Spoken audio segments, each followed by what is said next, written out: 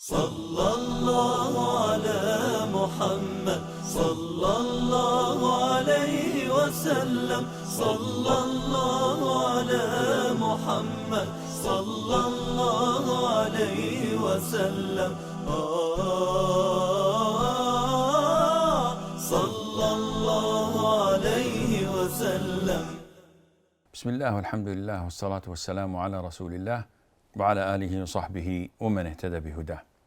We're still discussing the hadiths of the Prophet ﷺ joking with his companions, and there are so many hadiths in this chapter, but Imam At-Tirmidhi only selected these few.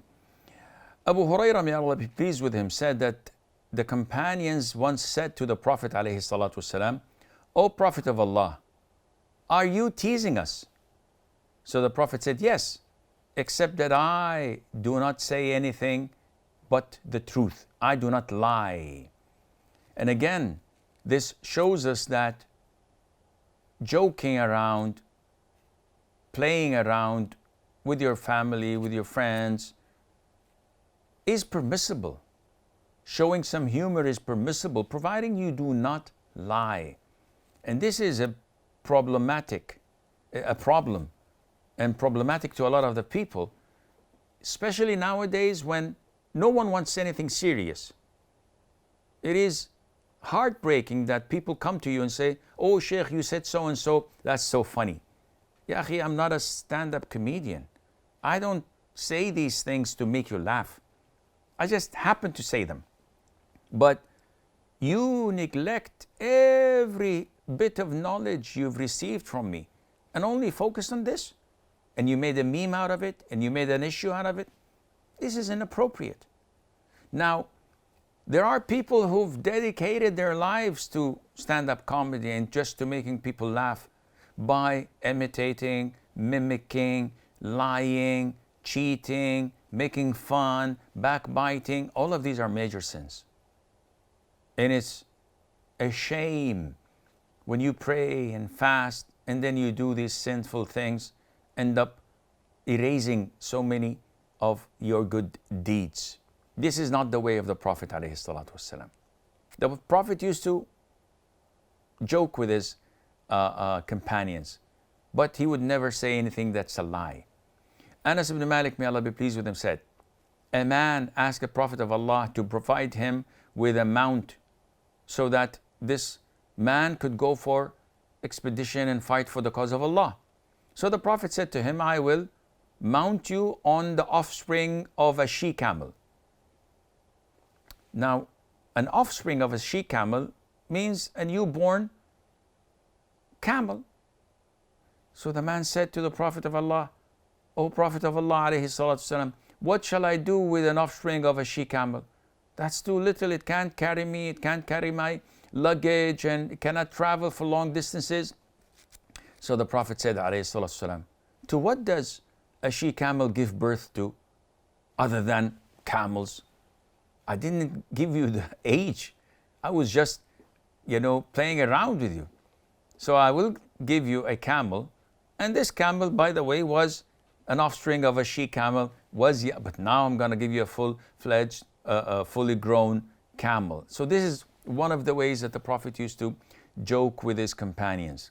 Also, Anas ibn Malik says, may Allah be pleased with him, there was a man among the people of the desert, a nomad. His name was Zahir. And he used to bring the Prophet ﷺ a present from the desert, and the Prophet ﷺ would reciprocate by equipping him with what he needed when he wanted to go back to the desert, or whenever he wanted to set off for battle.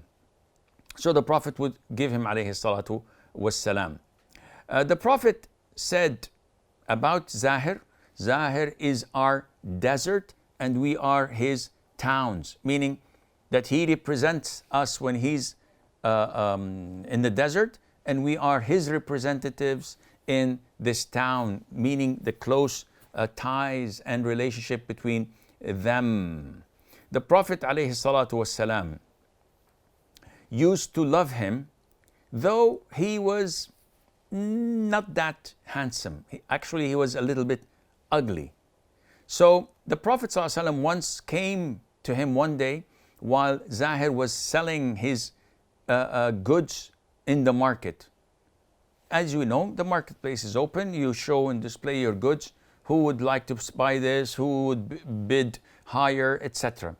So the Prophet came from behind him, alayhi salatu wasalam, and then while he was doing this, and he embraced him from behind him. So he came and embraced him. He couldn't see who it was. So Zahir tried to set himself loose, saying, "Who's this? Let me go, let go of me." And when he turned around and noticed that it was the Prophet alayhi salatu wasalam, then he kept his back pressed to the Prophet's chest, not wanting him to let go. So the Prophet ﷺ proclaimed and announced, "Who will buy this slave?" Imagine if you're in the marketplace and among all the companions, the Prophet ﷺ is joking with you like this. And he is announcing to all, "Who will buy this slave?" Of course, he's not a slave, meaning that he bought him with his money. Rather, he's a slave of Allah. So this is not a lie. So the Prophet said, ﷺ, "Who will buy the slave?" Zahir said, "O Prophet of Allah, in that case, by Allah, you will find me an unsellable commodity. Nobody's gonna buy me. Look at me. I'm ugly. I'm a Bedouin. I'm a nomad. Who would even have any interest of me?" So the Prophet ﷺ replied to him by saying, "But you are not an unsellable commodity in the view of Allah. You are precious to Allah."